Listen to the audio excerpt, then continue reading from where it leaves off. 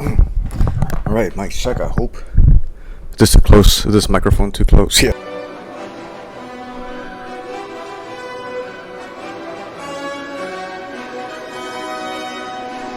Okay, so this should be the first of a series of videos I'm making, hoping to just kind of pass down some of the painful financial lessons I've learned over the last couple of years in the stock market. I'm John. I'm a scientist. I work as an engineer, and I've been messing around with stocks and crypto for about a couple of years now, since 2019. Because you don't want to be donkey brained with your money. Call it donkey brained. Donkey brained? So I got into options. Finance can be hard, but like Dark Souls, if you throw yourself at something long enough, maybe it won't go so bad.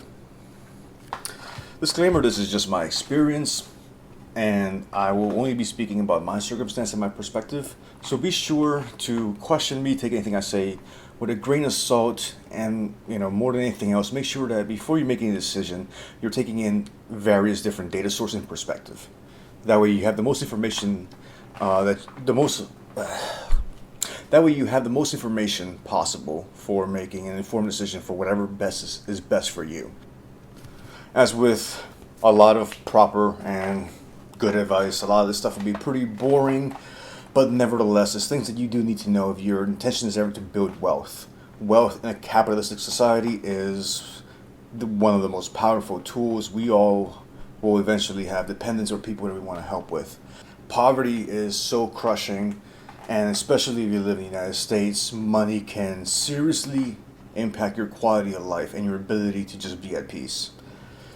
Okay, so first off, so the target audience for this, regrettably, is not going to be everybody because of the unequal nature of wealth distribution in our society and the notoriously low wages paid in the United States. Okay, so step one of any time that you're aiming to build wealth is that you need a surplus. There's no way around it. I'm not going to get into it because how do you turn a surplus in your month-to-month budget is an entire separate topic that I'm not even going to get into. Broadly speaking, there's two aspects to it. One, you can make more money, or two, you can spend less money. Again, there's a lot that goes into this. There's no universal good answer. Everybody's different. We all have different priorities, dependents, and circumstances. So a lot of this will come down to what's right for you. What do you enjoy? How can you make ends meet in a way that you enjoy, or at least don't hate?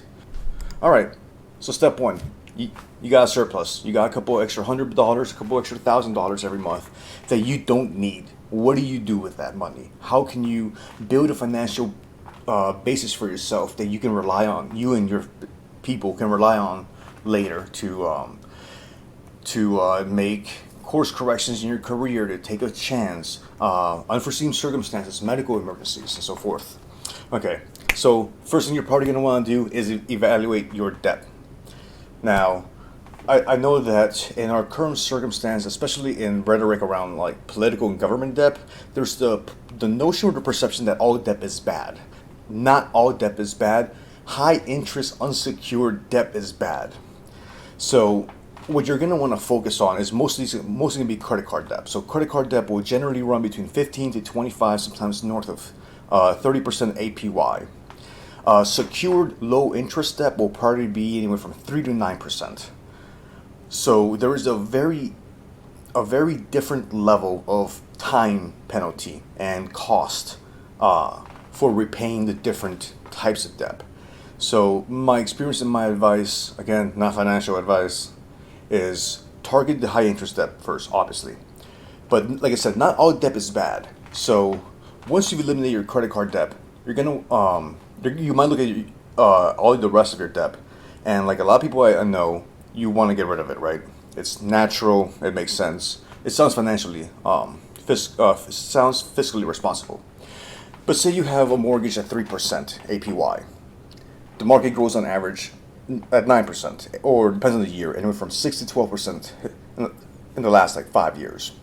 So by paying off your mortgage, you have an opportunity cost of the loss of profit that you could have gotten if you had invested in the market. So there was a spread of about 6% between 3 and 9. So something that I did and something you could also do is instead of paying off secured low term debt, invest that money. So what I'm trying to get at here, pay off your high interest debt as fast as you can. Consider if you want to start tackling your secured secured low interest debt. So car payments, mortgages, personal loans, student loans, can't think of what else. Maybe you want to hold on to that debt, and we are currently in a high inflation environment, so that debt is devalued every year. In the year of 2021, 2022, inflation is running about 8%, give or take, 7 to 9, more or less. So that inflation is effectively eroding your debt. So the longer you hold on to that debt, the cheaper per se it's going to be. So a dollar in 20 years will be more devalued than a dollar today. Therefore, that future dollar is worth less.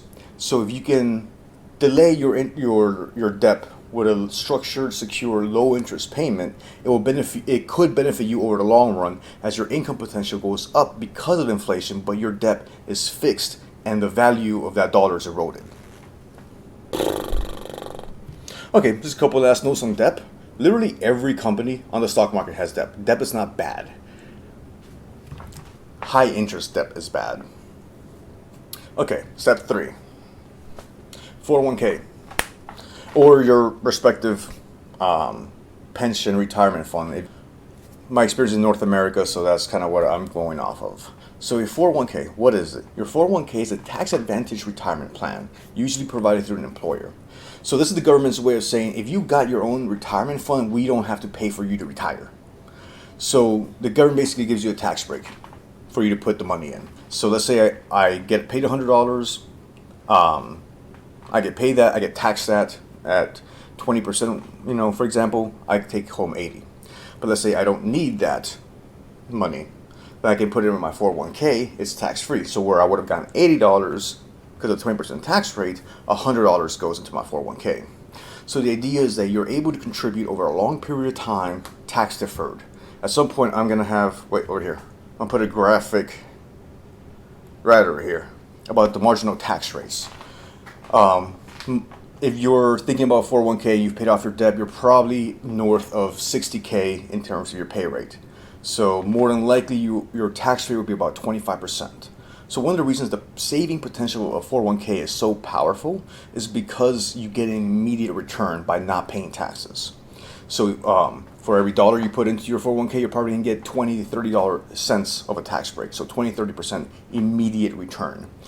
And you can contribute to your 401k up until the annual limit, which I think in 2022 is 19.8K. So it's just shy of $20,000. So it's a long way to go. I think most people, when you see this, this will be your retirement, your savings plan for the first few years after you see this in the beginning of your career. When can you withdraw from your 401k? You can withdraw from your 401k without penalty, I think at the age of 65 or when you're retiring. So way the fuck out. Doesn't mean you can't use your 401k before then. So there's 2 ways that you can leverage your 401k. So let's say you've been working for 10 years, you've been contributing to your 401k over the course of those years, and all that money grew with the stock market. And if you look over the years since the great financial recession of 2008, most years have been pretty good. I mean, we had a solid decade of, I think on average, about 10% growth, which is, wish I had money back then. But anyway, what I'm getting at is that the compound interest is the most powerful force in the universe, is a very popular saying. If you had been contributing over a long period of time and your contributions continue, but then you also get dividends. Those dividends get reinvested. As you get more and more stock, you get more dividends, it grows faster. So it has like a snowball effect over a number of years. So let's say you're 10 years out, you have a nice healthy, 6-figure 401k. Do you have to wait to retirement to use it? No. There's 2 ways. The first one you've already heard about, and you've been warned about with good reason, which is making a withdrawal. When you make a withdrawal from a 401k, you get a 10% tax penalty on top of your regular income penalty for that year. So you're looking at north of 30% penalty of whatever you withdraw. So you withdraw $10,000, you actually only get $7,000. Now, if you've been contributing for a long period of time, and like I said previously, with the stock market growing on a year-to-year rate of 10%, give or take, it's possible that the growth of your portfolio far outweighs your the added tax penalty of 10%. Because 10% loss, it doesn't matter how long the money's been in your 401k. It could have grown doubled or tripled already if you've had luck, if it's been invested well, and the market went your way. So you can withdraw from your 401k generally once you've left the position or the company that gave you it. But you do incur a penalty. My suggestion is that this is something you only do as kind of like a last resort, or a serious investment that you're sure of, like buying a house, starting a company, or a career change. You don't have to, and the other thing is you don't have to withdraw everything. You can withdraw as needed. So you can also withdraw the bare minimum which you need for whatever plans that you have. So in my case, I used it for a career change. I've had friends that use it for home improvements or buying a home, which is a fantastic investment, generally speaking. Okay, the second way in which you can use a 401k, which is the one I recommend first, is loans. Withdrawals are income, loans are not considered income, therefore you don't pay taxes. So basically you have the option of paying either A, the tax rate plus the penalty, which will generally be north of 30%, or B, the interest rate on the loan, which a 401k loan is considered secure because it's secured by the value of your portfolio. Therefore, it has a low interest rate of about 5 to 6%, depending on the market conditions in your institution. The beauty of this is that you do not pay taxes on it, and you can, over time, pay the value you took out back into your 401k, effectively repairing the damage if you're taking that money out. This is a very common tax avoidance it's tax avoidance. Yeah, let's call it what it is. It's a very common way to avoid paying taxes on your assets. Instead, if you buy something, it appreciates, and you sell it, that's a gain. That's a taxable event. If you buy something and the value increases and you take a loan out against that, that's not income. That's a loan. You got to repay that. And like I said earlier, debt can be eroded with time and inflation. So it's a way that you can take out value, have the debt be eroded, and not pay taxes. At higher tax brackets, taxes a significant percentage, north of 25 to 30%. So it's something that people do to maximize their gains.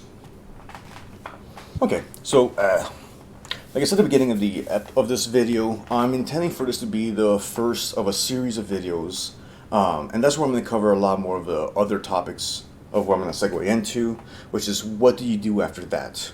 The basics of a stock portfolio, how does crypto fit into what I would call a responsible portfolio, the benefits of real estate, where I try to pass on some of the things that I wish someone had told me when I was younger. Hopefully this can help you build some wealth, get some financial security for yourself. The next steps, so let's say you got your surplus, you paid off all your high interest debt, you're happy with your low interest debt, and you've maxed out your 401k contributions for the year. What do you do next? This is where you get to the part that's like romanticized a lot, like Wall Street bets and Robin Hood. This is where you start getting into the basics of your first stock portfolio. I say this with a lot of caveats. Some crypto and real estate. This is my first video, so I'm gonna end it here and see how it goes. And hopefully I will see you later. Take care, stay safe, and thanks for watching.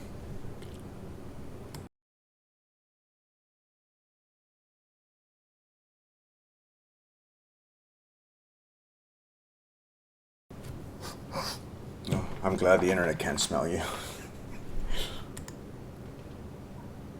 I forgot what else I was going to record. But now I'm recording.